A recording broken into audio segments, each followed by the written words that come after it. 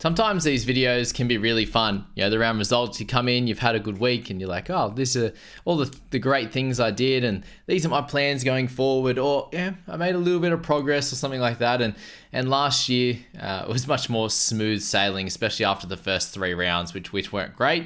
And I suppose it hasn't, we haven't started perfectly this year, but we were heading in the right direction until this week here, going from 8,500 to just outside the 20,000 mark at 20,329 with a score of 658. Not great at all.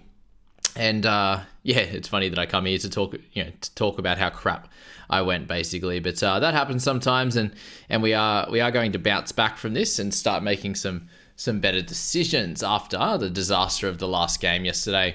Obviously, with Fogs as captain, we had Geordie Raps getting injured, playing half the game in the end. I don't know how he came back, but to trade in of Talangi, playing him for 19, not playing Strange.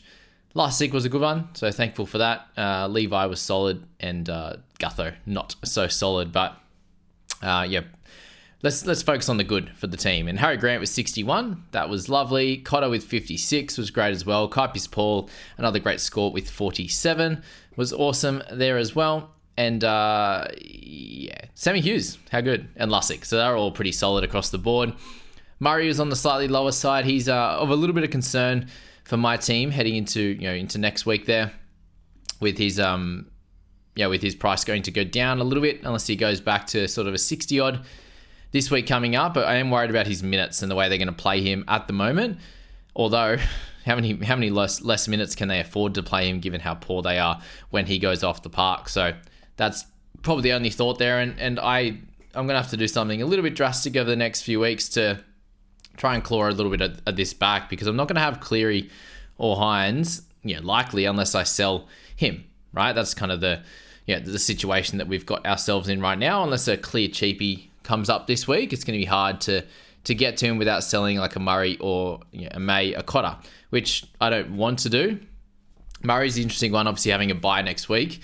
But, Terrell, I think, is going to bounce back. Cotter's doing really well. That's another good little bit of cash that Cotter's gained in this one, going up 17, which is great.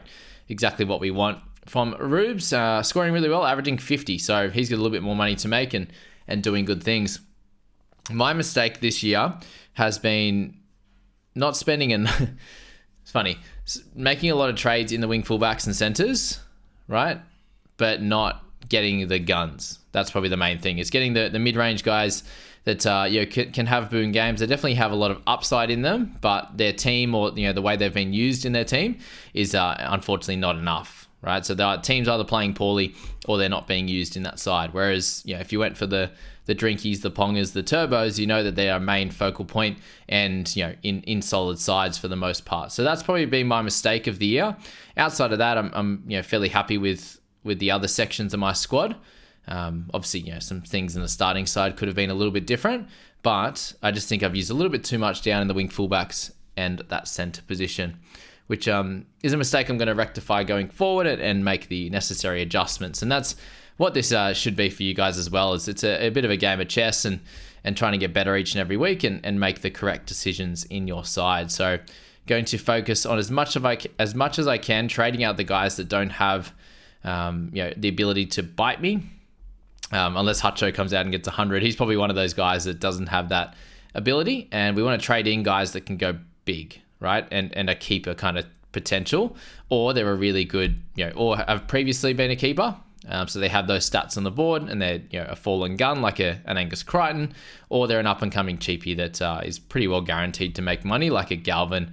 Talangi, obviously, he still made some money. It wasn't his best score at all, but if he keeps his spot on that side, which he should, then he should have some decent scores in him for sure. But that's where we're looking at this going forward. And there's obviously a few ways to go about it. Considering I've got Terrell Taylor May out, he's gonna make way in this team, and let's just say we slot in Ethan Strange, which is good. So he's obviously a guy that we can consistently play this week, and I've got Gutho in there, so let's say we move him into we're not sure if Big Geordie Raps is going to be playing, so we'll put him in that starting side, and then I look at my interchange now, and I do have another centre in Burbo. I've got another wing fullback in Raps, do I need to trade in another one? And if I was to be trading in another wing fullback, it'd be to get Ponga, I think. There's no point, in my opinion, for me, in my situation, to go for like a Jaden Campbell situation, another mid-range guy that could, Titans play poor again. The Raiders smash them, and he is the fullback that gets a low score again, just like what happened with Gutho yesterday against the Raiders. So we'll have to see what happens with Rapana, because if he's out, then he's going to be the one being traded out. Just to, drops down my exposure to the Raiders for sure.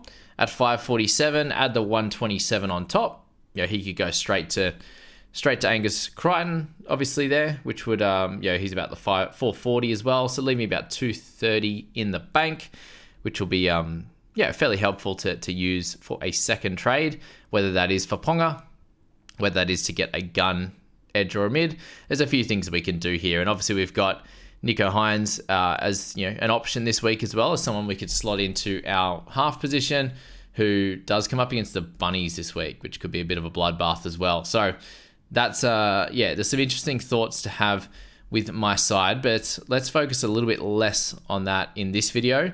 And we'll have some further discussions on it, but we do need to find out what's happening with Raps before we look at any potential trade-ins. I'm going to get Angus Crichton this week, and then the second trade, we'll work that out. But who I trade out, that's another question. So, thanks for being with me through this. This year's not been as smooth sailing as last year. Luck, my decisions, bit of both. We'll rectify that and we'll get there. We'll improve, that's for sure. But it's definitely not as smooth sailing as last year, and I do hope that you guys are in a cracking position, because I'm here to help you guys do really well. And just a shout out to my girlfriend, Ish, who's absolutely crushed it this week. She's now bypassed me in the ranks. She got a 760 with obviously SJ in the squad. Paddy as captain, that helpful. My brother doing well. Scoop with a 709. So I was the lowly under 700 this week, which is pretty funny, that's for sure. But sitting 129th out of the 200 in the private group, which is tough sledding. And the seeded league, I'm getting smashed. The JBFA seeded 1 league, there's some good players in that one, that's for sure, and I'm copping it in that. Battle of the Podcast, guys, we'll show that one up on here. A couple of good scores overall, obviously, with Austin up top, a 709, kind of held rank there, but our best podcaster at the moment is 2,500. So overall, we're all not doing great, to be honest, this year. Like, there's some solid ones in there. Daniel's at 4,000. The fourth best is at 8,200. So no one's absolutely crushing it. Mark's at 17,000. I'm at 20,000. Yet Eddie has had a couple of tough weeks along with myself at 24,000. Chris, who came like 30 odd last year or whatever it was, crushed it, and he's 23,000 as well. So not everyone's doing well. We've all made mistakes. Some luck's gone the wrong way as well.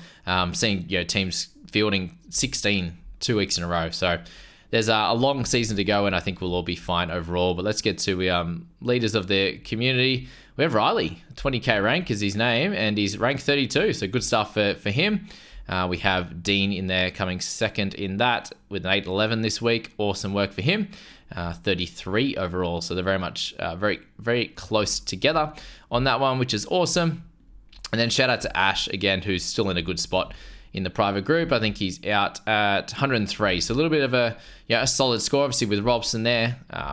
Last week was the one where he lost a few of the ranks, but a bunch of these guys still in a good position. Mitch, who crushed it last year, is in 350th again. He came like 100th or something like that. And then Liam and Draco killing it at the moment. Top 234th for Draco there, and shout out to all the legends there that can see their name on my screen. You're all doing great in that top 15. We've got how many guys? 16 in the top 2,000. So we're getting there. We're doing some good work, that's for sure.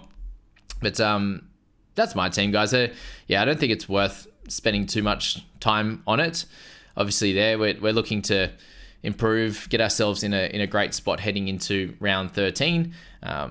In this one here, the rankings, we've got how many points behind now? It's getting sizable. 435, 436.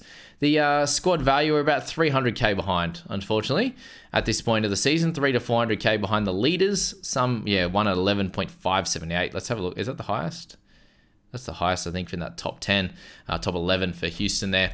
Let's have a look at the squad and what we're dealing with. We got Kulakefu, Talangi, Campbell make some money. Started with Elliott, I would imagine. Bostock making some cash. Yeah, it doesn't look anything crazy, does it? Compared to the difference between a bunch of teams, he's obviously making correct trades at the right time and had a really good starting team that made some cash. I'm sure he had Hosking and the like by that, at that time of the year as well. But 11.578, that looks like it's the benchmark at the moment for the top teams. Can't see anything else better than that at this stage. So yeah, incredible. I'm 11, almost 11.1. So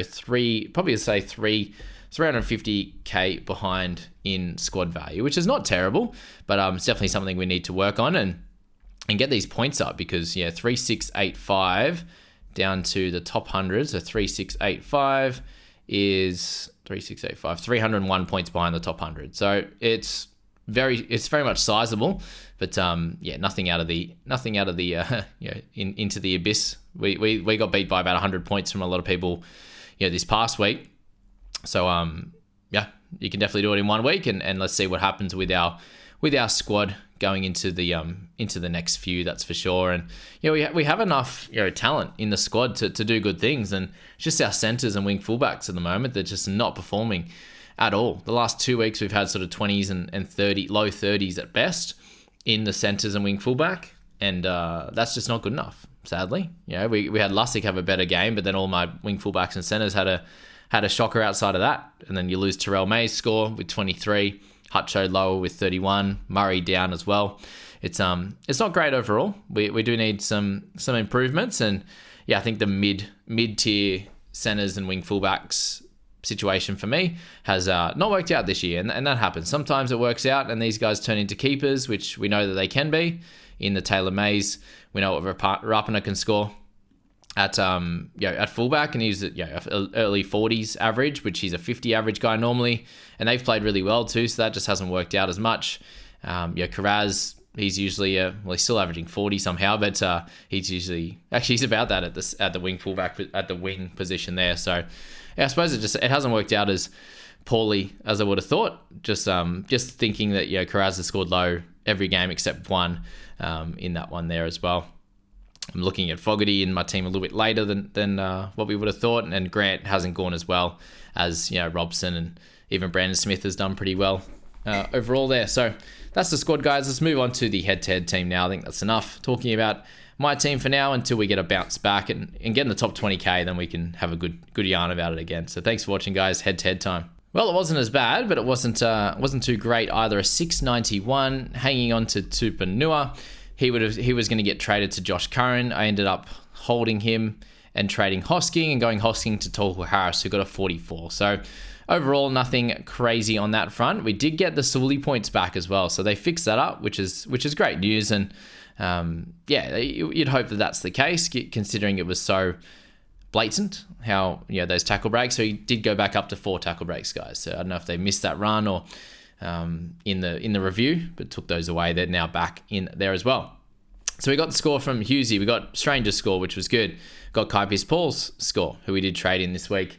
And really the main issue in this front was Terrell as captain. So that's okay. We'll sort that out coming into next week. Would have been nice having Turbo captain this week. I've had a shocker with this head-to-head team. Captaincy roulette can destroy you sometimes, and it was Turbo last week with his 39, and it was Terrell with 23 in this one, and we're absolutely in free fall going backwards in this team after starting really well. It's changed very, very quickly, so it's crazy how that can work in the first few rounds, but we'll be fine. We'll make the necessary adjustments coming into this week, and Terrell, he will not be captain, that is for sure. Who is going to be captain is the next question, because Terrell's 23. It was a fair bit worse than that of Fogarty. It was only 19 points I lost out, because it would have been Fogs that I would have captained instead. The good news in this front is that I do have Nathan Cleary in my side, who will be with captain next week. What I need to do now is sort it out for this week coming. So Sully there with 431k. He's the awkward one. My wing fullback is absolutely stacked. That part we are not touching. Awesome. Edges. We need to get rid of Satili, right? So Satili's at 400k. He's going to go straight to Angus Crichton. So that's going to make things fairly easy for us there. And then the secondary trade is going to be the big one. So Crichton, what's he priced at? Let's have a little think while we're here at 442. So 42 comes off that salary remaining bill. which leaves us at 113. Okay, 113. How are we getting to a top tier gun? That is the next question, because obviously head to head, we do need to win some matchups. Let's quickly look at that while we're here and see how we went before we look at what trades we may need to make. So head to heads for me, I'm sitting 4th after losing that one. I lost the next one by 1. Congrats to the jockeys. Jokers, who got that win. 10th in the Gargarov, which is a very strong competition, I know that. Serrato sucks, coming 3rd. King's Cup 2nd. I'm 3rd in the next. 8th in Liam's League, which is also, I know, a strong one. Amateurs League 7th. 2nd in the Sweat Lobby. 5th in State. Dangy. The Binge Minge. So we've got some good names going on here. Anyway, yeah, so that's where we're at in terms of that. Okay, so that's not a bad spot. We would like another win this week, but cash generation is going to be of most importance for this head-to-head side, obviously at this point of the season. We've been saying that, but we've also been copping losses as well. So when we're looking at our emergencies now, we've got Joey Chan at 295. Okay, what can we do with Mr. Joseph? Well, we can't get to Campbell, not that I need a wing fullback from here. Sully, we could go up from him, but who do we get to? 113k. If we're happy to move him on and get Strange back into the centres, that's potentially something to do. Hutcho could be another one that we do look to potentially move on from. But again, who you move on to is another question as well. What have we got? Crichton already spoke about. He's at 4. We got Curran, who I did end up getting at 596, 113. It's not enough from Hutcho. Lots of questions to be answered, isn't there? What do we do? Is it a one trade week? Is it just a Satilli week? That's potentially a thought. Yeah, we'll have to think about this a little bit further. What would you do in this team right now? Obviously, pre-team list, we don't exactly know what the plan's going to be, but let's move that captaincy off while we're here, shall we? Who's going to be a fun one? Obviously, Fogarty is a nice one to have that on just instead. It makes it look a little prettier. And yeah, it's actually a hard one to work out at this point, pre-team list. So we'll find out a little, we'll work that out a little bit further as we go along. But sitting, not too many points behind my overall team is the head-to-head squad. So we've got plenty of work to do. And the good thing is here, there's a lot of us that are in, average situations outside the top, 6 or 7K, I'd say is an average situation. So, the majority of you guys, I need to do a software update apparently. The majority of you guys are somewhere in this range of outcomes. So, following my account, following my teams here is going to help you be able to navigate that situation, and obviously trades remaining and the like. There's a few things we need to follow and get right over the next bunch of weeks to make sure that we don't fall further and further behind, whether that is in rank or if we're holding steady in a rank around the 15 to 25k mark. It can be very hard because most likely you aren't selecting the correct players that are making enough money and putting you in a situation to do good things. So that's what we'll be navigating over the next bit is sorting that out. And so, team value for me in this one is very, very different. So I've been focusing on that cash generation, and that even though I haven't got some decisions right or I've been a week late on them, I'm focusing on getting the cash generation first. So at 11.215 compared to my team at 11.07. Or 08, sorry.